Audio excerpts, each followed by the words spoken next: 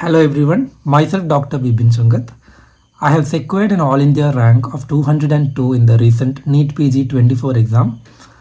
So a lot of students have been messaging me in Telegram and also in my Instagram handle on how to plan the next exam, what was my strategy for the Neetpg exam, how did I go, what is my journey all about. So I have decided, like I received around 200 to 300 messages in Instagram within one day.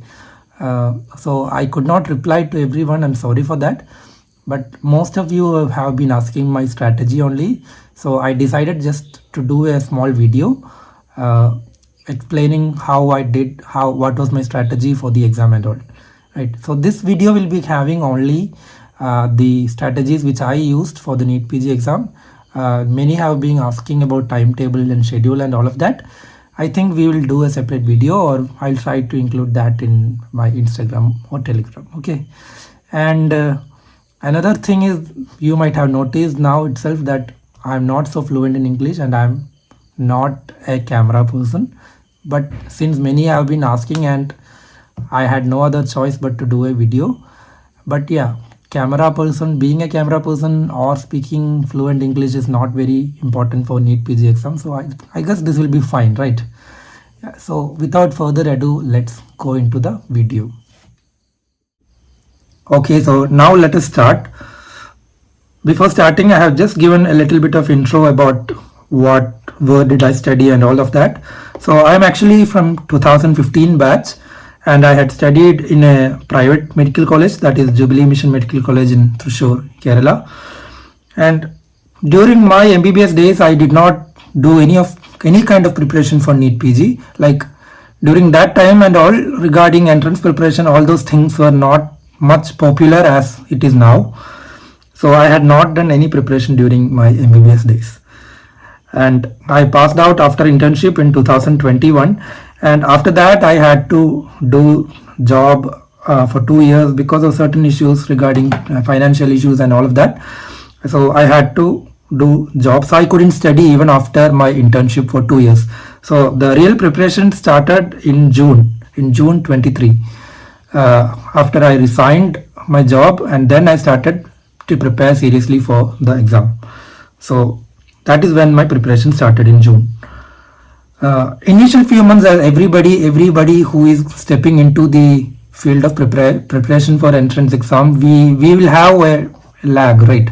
Because we don't know what to learn or what to study or how to study, all of that. So the same issue was there with me also. So initial few months, I did not know what to study. So there was a little bit of lag and time wastage during that times. So the actual proper preparation started in August only. Like that means almost 2 months, almost 2 to 3 months I could not study properly because I did not know. And then after August, you know that the exam was initially thought to be held in January.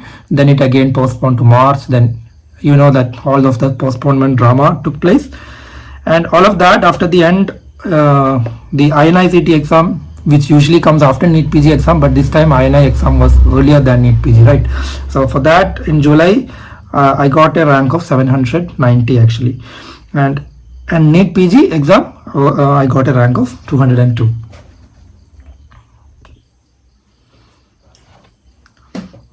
Okay, now I'll just start with what are the sources which I used for studying Neetpg exam.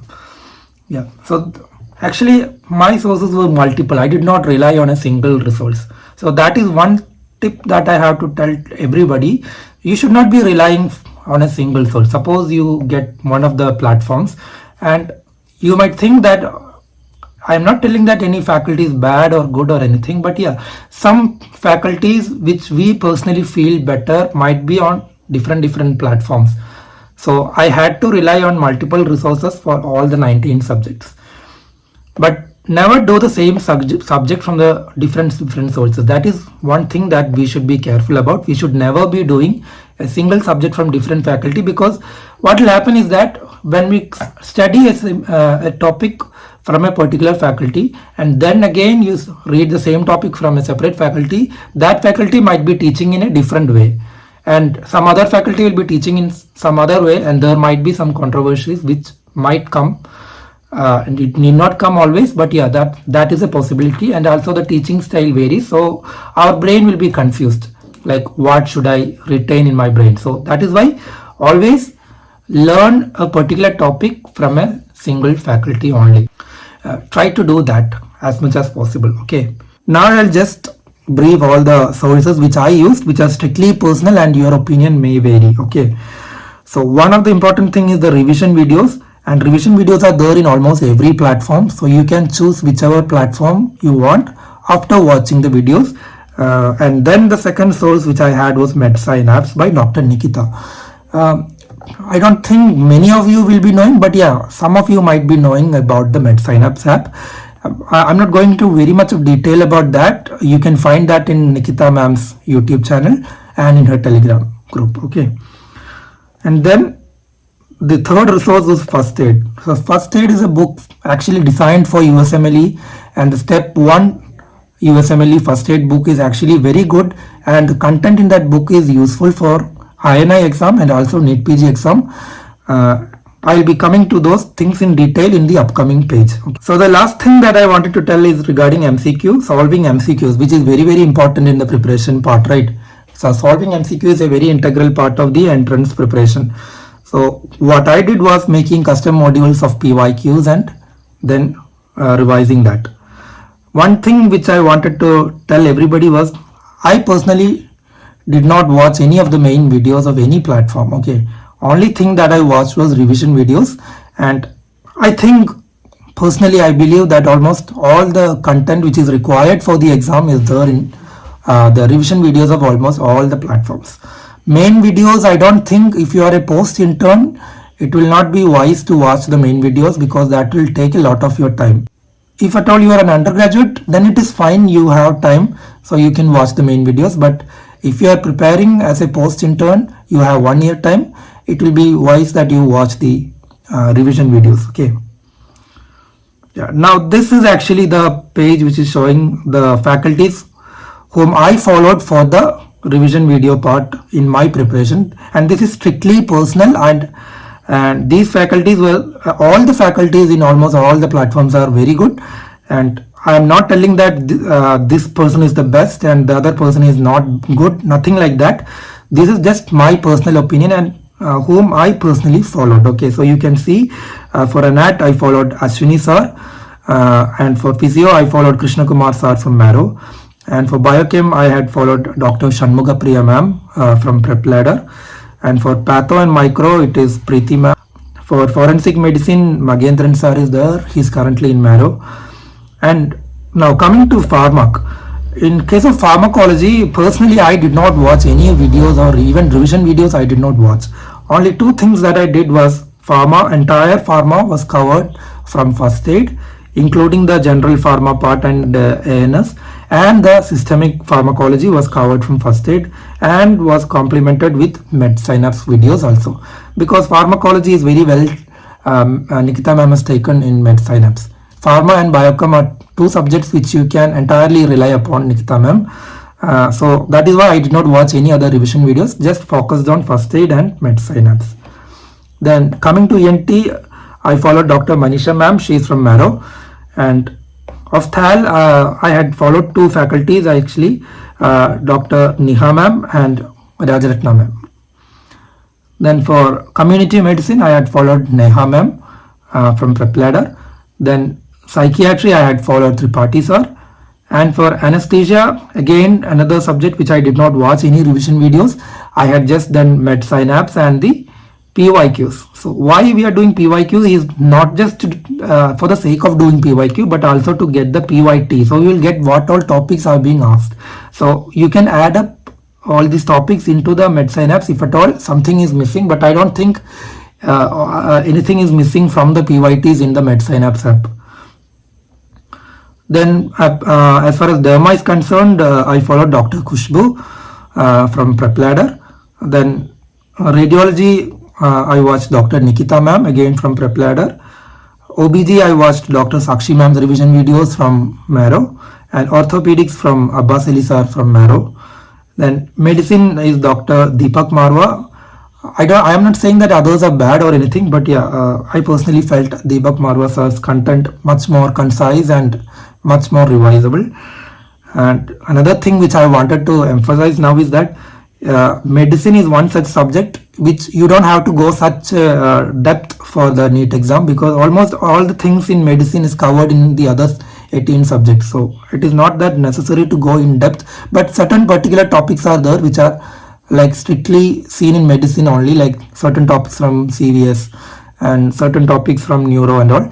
But apart from that, almost everything is covered in path and at physio and all of that. Then surgery, I followed Dr. Rohan Sar's videos from Marrow, and pediatrics, I had followed Dr. Anand's videos from Cerebellum. So this is, again, I'm telling you, these are all personal things, not to be considered, this page should not be considered like this is the best faculty or anything. Almost all the faculties are good. I'm telling it again and again because you should not be biased. Okay. Okay, now I'll just actually previously I had told now, like I had four sources actually. So the first one I have already told about all the revision videos. Now I'll go to the second one, which is the Medsynapse by Dr. Nikita. This is actually a very good platform, and here ma'am has actually covered almost all the high yield topics. It is very well explained in a very concise manner and in a way which we can remember. Like there are a lot of easy tricks and mnemonics. Like actually you know that NEET exam has both kind of questions. Both conceptual questions are being asked and also factual questions are also being asked, right? So conceptual questions, we can't mug up those topics, right? Conceptual questions, the theory part should be well understood. Otherwise, we will not be able to solve the questions. So those topics she has explained very well. And those topics which are just factual and we just need our semantic memory for that, all those things we can learn via mnemonics. Okay.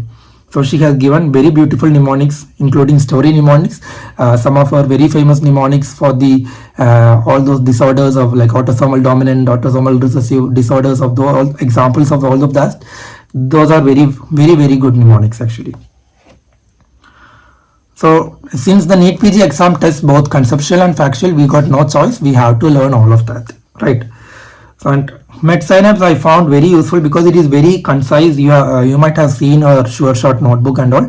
It is very concise and it is very surprising to see that all the 19 subjects are included in that book. So it is very helpful for last minute revision, and I had revised from that only. So in her app you can find Sure Shot videos and extra topics which are not included in Sure Shot. Then we have the KBMD, which is a live quiz session which she conducts in the app, and binge revision is like a 1 or 2 hour revision of the entire subject. So all of these I watched. I'll explain how I used it subsequently in the upcoming page. I will explain how I used it. Okay, now another important and like question which I am getting very frequently in Instagram is like BTR or Medsynapse. Like which should I prefer? Like this is completely personal, I would say. There is nothing like BTR is better than Medsynapse or Medsynapse is good, BTR is bad. Nothing like that. Both are excellent faculties. We all know Nikita ma'am. We all know Zainab ma'am. Both are like God in Neetpg preparations, right? So we can't compare them. The thing is that it is personal preference. Like BTR, the teaching style of Zainab ma'am, not everybody will be interested in the teaching style how she teaches, but some will be interested in her the way how she teaches. Some will be interested in the way how Nikita ma'am teaches. So that is purely personal. You can follow any of that, but don't follow both of that together. That is one of my advice. As I have already told you, like don't study a single topic from different faculty. That is the same thing which applies here. Both of these faculty will be teaching the same content only. So if you follow both of them together, that is going to be again confusing for your brain. Okay. Now I'll talk a little bit about USMLE first aid book, right?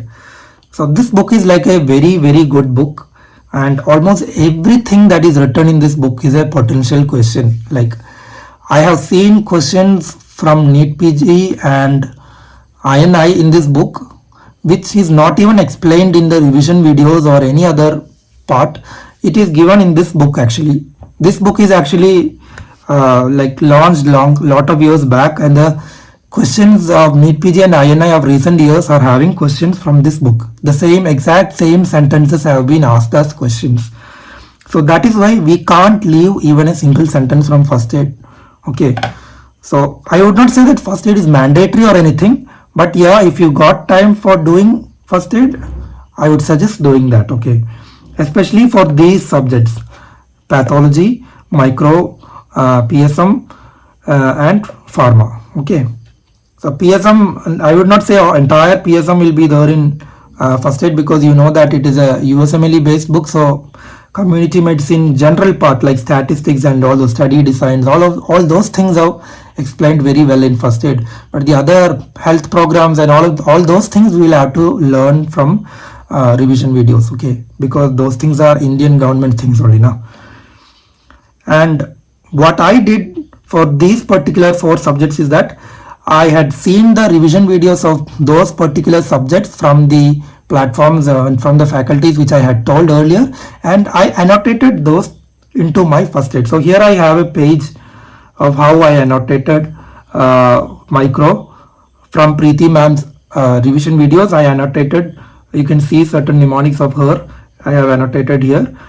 So you can add extra points into first aid. I had annotated in my iPad only because like it was very difficult for me to write down like with pen in the book. It will be much cluttered. That is why I use iPad. So I added on extra points which are not there, and I added mnemonics from Preeti ma'am, right? So in this manner I had annotated every single page of first aid, especially for all these 4 subjects. Okay. Now I'll just talk about the MCQ solving part. I had used Marrow for solving MCQs because I found Marrow to be much more accurate in QBanks than the other apps. I'm not telling others are bad or anything, but yeah, I personally preferred Marrow. The user interface was much more comfortable for me. And I used to discuss with my friend. We used to solve around 100 to 200 questions every day afternoon when the preparation phase is a little bit laggy due to sleep and all. So we decided to do the custom modules during that time, right? The only PYQs were I did, like PYQ of Neet, INI and FMG of last 5 years. Those were the questions which I did. If you get time, if you are well versed after this, and if you get time again, you can try adding the tags, clinical tag in the PYQ and the custom module. Okay, but I don't think that is very important. These 3 are the most important one. You can't make a mistake in PYQs, right? Because PYQs is something that everybody will be learning, and if at all you make a mistake in PYQ, that will affect our rank very much because others will be getting it right. Okay, so now regarding GT, everybody is asking regarding GT only. Yeah, so don't worry on GT scores is the first thing that I want to tell everybody, because GT score and our Neetpg score is not going to be exactly the same. You can see here I have just put a screenshot of my last GT which I had taken on 14th of July. After that I have not taken GT because of all those postponement drama which was taking place. So in that last GT I had scored only 576 and the rank was around 1800 C. Okay, so that is what I am telling you, and that was when my the GT rank and my Neetpg rank was 202. So yeah, that doesn't GT doesn't matter. GT score is not important because GT is actually a learning tool. That is not to be considered as a self-assessment tool. Rather, it should be considered as a learning tool actually. Okay, you have a lot of things to learn from GT. Many people are like asking me, GT has a lot of difficult questions. Why should we do GT, right? It is not that we are doing GT for getting the rank or anything.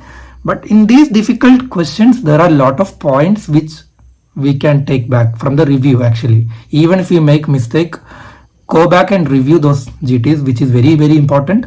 And during reviewing, you will be getting some points, and those points which are important, we will be taking it. Okay. And how frequently we should be doing GT is another question. So GTs is usually done in weekends. Everybody will be saying that. You might be knowing that already. And it is always better to do GT and review GT on the same day. So personally don't prefer doing live GTs because after doing the GT only after 2 or 3 days only the results will be announced, and then only we will be able to review, right? So I usually I avoid the live GTs, and I will be doing some random GTs instead. Okay. So initially try doing GT once in a month, then you can improve your frequency of doing GTs. Okay. Yeah, so this is just a graph which is showing how my GT was going on. You can see initially it was very low, and slowly it paced up, and then it became like a plateau in 96th percentile. Okay. So yeah, some people are also asking why the GT scores are getting stagnant and all of that. That is perfectly normal because nobody is going to escalate into 96th percentile in 1 or 2 GTs. Everybody will be having a plateau phase. Everybody will be having a plateau phase. Only after that we will be going up. Okay, so don't lose hope on GT scores getting stagnant or anything. It is normal. Okay, fine. Now, how should we plan to do, or how I planned my Neetpg strategy? Okay, the very important thing that everybody should be having is a timetable, which is very, very important. Either make a timetable yourself or follow a faculty's timetable. Following a faculty's timetable will be much better than a self-made timetable, because if at all we make a self timetable, we tend to postpone things. Like we will think like, okay, I got time, I'll just rearrange the subjects like this, and I can just delay my target for today, I'll complete it tomorrow, and it will be kept on like postponing like that. Okay, so but instead if you follow a faculty's timetable, it will be like strict 5 days for a particular subject, and we don't have any other time, and our brain will be also like, okay, everybody who is following that particular faculty will be completing their target on that particular day, and if I sit and procrastinate, then it will affect me, right? That is why that will be a better choice than a self-made timetable. And more important than that is actually a schedule that you have to make for the entire day, which you have to make on the previous night before you sleep. That is actually a time blocked planner of the day. So you have to, for example, if you are learning an art, you have to set time, like for 3 hours I will be reading particular topic from embryology, then the next 3 hours I will be reading the next topic. So you are time blocking, which means you are trying to avoid procrastination as much as possible, because we are having a short term goal, right? So our brain will be focused, much more focused than if you are not keeping any goal. It will be like, okay, I have got time till night, I can complete it, and you will keep on postponing, and finally by the time it becomes your sleeping time, you might not have completed the topic, right? Now, how you have to go about in studying. So we'll be talking about the first read. You are going fresh, you are going to start fresh, you are going to start with surgery. So the first thing that I did was I watched the entire videos from Medsynapse related to surgery, and Dr. Nikita ma'am has actually made subject wise folders for each subject. So I will be opening up the surgery folder and watching entire videos from that subject, and I made my own notes actually. Okay, I made my own notes, and that is I annotated into Medsynapse. Blank PDFs are available in Medsynapse, so I annotated myself into that. Then I started watching the revision video from the particular faculty. So here, so for surgery, I started watching Dr. Rohan Sar's the revision videos from Marrow. Okay, and whatever I feel is important, I started annotating those points into my Medsynapse note. Okay, so that means for surgery, I am only having a single note, that is the Medsynapse, right? So Medsynapse notes were also included in that, and the revision note relevant points were also added into the Medsynapse note only.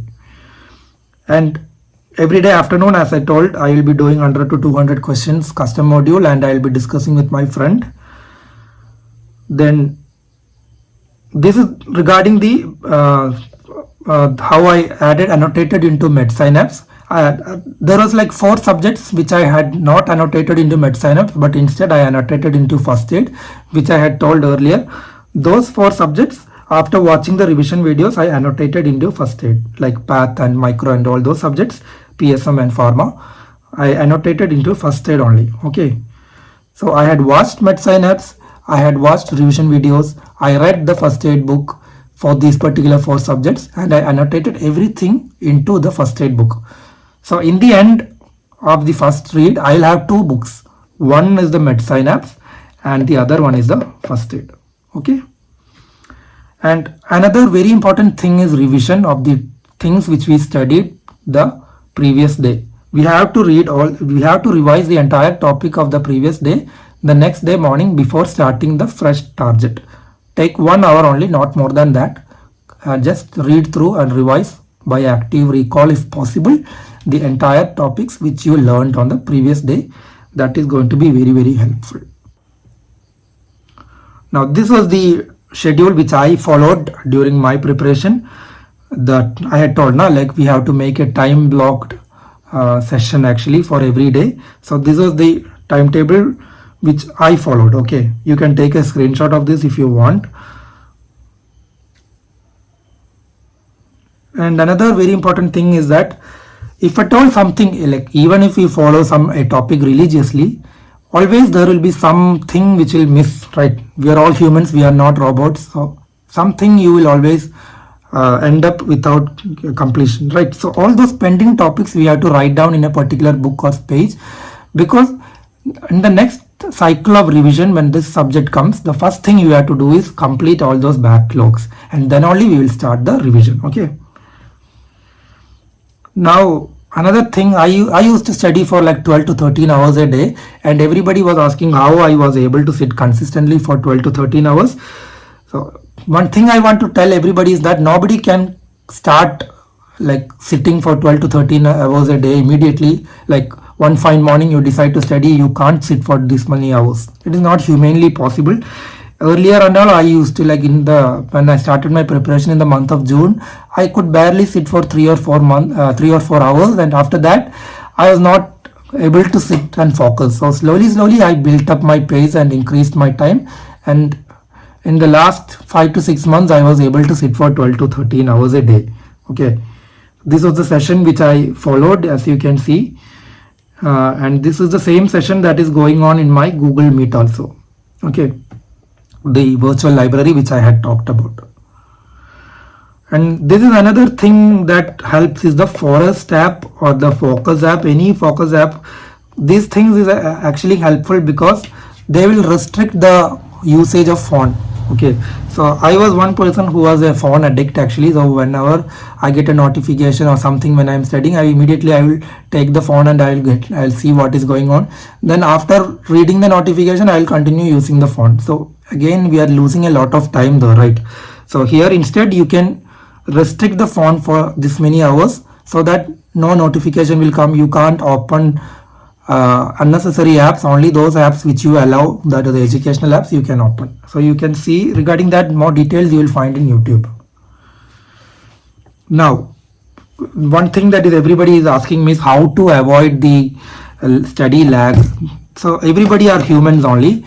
We will not be consistent and we will not be productive. Like every day we can't be productive. Some days might be there which we will be a little bit shaggy and we will not be able to study. So whenever you feel sleepy or you think that you are going to lag, immediately shift to the I personally say as a question mode actually. Like we were all reading notes, immediately shift to the question mode. That means immediately open up your platform which you are using for MCQs and take a custom module. Use the time block method. That means the timer should be on, and start doing questions randomly. You can select all the 19 subjects and start doing the questions, so that since the time is blocked, like for 1 minute only you are having for one question you are having only 1 minute, right? So for that 1 minute your brain will be focused on that particular question only, right? So you have to critically analyze and find the answer within 1 minute. So our brain can't wander around. We have to be focused. So continuously keep on doing MCQs whenever you feel sleepy or you feel that you are not able to read, you are having a lag and all. Try doing that. Another thing, when you feel low, you can listen to motivational music. I myself have a playlist in Spotify for that, or you can watch or you can listen to devotional songs. one thing that I want to say, everybody don't be an atheist during the preparation at least, because we all will be preparing very well, and at the time of examination, if something happens to us, like some kind of illness or something happens, those kind of things are not in our hands, right? We always have to believe in the supreme power, and we should have that thought in our mind always during the preparation journey. Okay. Now I'm going to wrap up this thing by just giving some don'ts. That is one thing that I want to tell is, don't try to learn unnecessary things. Unnecessary in the context of entrance exam, everything is necessary for medical field, but for the entrance exam point of view, don't need to go too much eccentric questions will be there in every exam. As you saw in this Neetpg 24 exam, there was a lot of controversial and eccentric questions, but eccentric questions are those questions which are not answered by most of the students, right? So that is not going to affect our rank that much. But as I told you earlier, previous year topic, questions coming from previous year topic, you cannot miss those, and questions that are logical, you cannot make a mistake. But these are the two things that are rank determining actually, and if you make a mistake in that, the ranks will go very bad. Okay. Then the second point is, don't write notes here and there. You have to be concise and compact. That is what I told. In the end of my first read, I had only 2 books. One was the Medsynapse and the other was the first aid. Into the first aid, I had annotated the 4 subjects which I told earlier, and the rest entire subjects I had annotated into Medsynapse. Okay. Now another thing is, don't keep highlighting every single line. I've seen like faculties will be telling to highlight important points, and when we read we feel okay, all these lines are important, I'll start highlighting from top to bottom. I'll highlight. Then what is the point of even highlighting, right? So at least try to highlight minimum and mark those points which were a question. Mark it as PYQ, Neet or INI. Just write down in that particular place itself, so that in the next revision cycle, when you go through the different pages, you will your eyes will immediately strike on those PYQs and you will read through that. Okay. Then another thing is that, don't try learning completely new topics during when the exam is near. When the exam is near, the only focus should be on revision and not to learn and cram new things. When you try to learn and cram new things, our brain will be moving into a particular other direction, so that we will tend to forget those things which we had revised earlier. So it is always better not to cram upon new things prior to exam, like very recent to exam. Okay. And lastly, I want to tell that, don't miss out on MCQ practice, which is very, very, very important, and that is the most important thing, and that is what everybody is lagging behind. Everybody will be knowing theory, everybody will be very, very expert in the notes, everybody will be reading that twice and thrice, but missing on doing MCQs is one very, very big blunder that I expect no one will be doing. Okay. Because MCQ solving is itself a skill actually. The skill to rule out options and all those things are very important, right? So we should never make a PYT wrong. Again, I'm telling you that always keep practicing MCQs, and in a day at least do around 100 to 200 MCQs minimum we have to do every day. Okay. Yeah, so these were some points which I wanted to explain. I think this went out a little bit too long. I thought to complete this video in 10 minutes, but I think it is much more than that. But yeah, whatever I told is my personal opinion. There is no bias here, there is no overacting here, there is nothing extra I have added. These are the things which are must we should be following.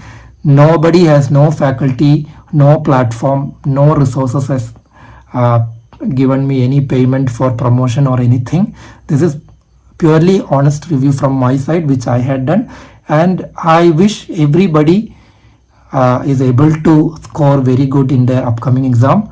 Follow religiously and study very well, and follow those the tips which I had told you to avoid the procrastination also. Okay. The things which I you people were messaging me in Instagram, the timetable, schedule, how to go about all those things. I will try to make either another video or I will be adding in Instagram. Subsequently, I will be trying to do that as soon as possible. Okay, so I think I will wind up here, and good luck to everyone. If at all you have any doubts regarding the video itself, I am not an expert in video, and I'm also not an expert in talking in front of a camera. As you can see, I am blabbering a lot, but that and all doesn't matter in entrance exam, right? Yeah. So if at all you have any doubts, you can message me in Instagram and Telegram. So I'm winding up here. Thank you everyone. Goodbye.